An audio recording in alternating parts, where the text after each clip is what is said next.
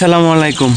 আজকে শুক্রবার, তো মুরগির বাচ্চার তুষগুলো পরিষ্কার করে আবার নতুন তুষ দিলাম।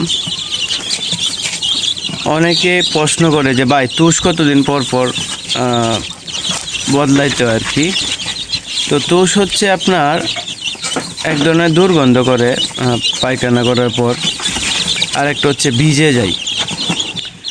এই দুইটা সময় মূলত পাল্টাইতে হয় আর কি। আর আপনারা লক্ষ্য করতে পারবেন, বুঝতে পারবেন যে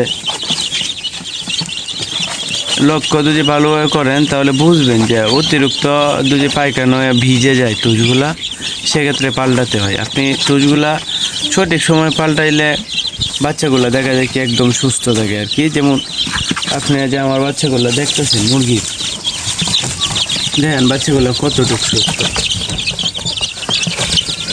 দেখছেন, একদম কিন্তু ঝরঝরা, একদম ফুরফুরা বাচ্চাগুলা। তো এই জন্য আজকে তুষ পরিষ্কার করলাম। তো আপনার যাদের বাচ্চা লাগবে ভিডিওতে নাম্বার দেওয়া আছে, কল দিবেন। যাদের পরবর্তীতে লাগবে চ্যানেলটি সাবস্ক্রাইব করে সাথেই থাকবেন, কারণ আমার এখানে যখন বাচ্চা রেডি হয় সেক্ষেত্রে আমার চ্যানেলে ভিডিও আপলোড করে থাকি।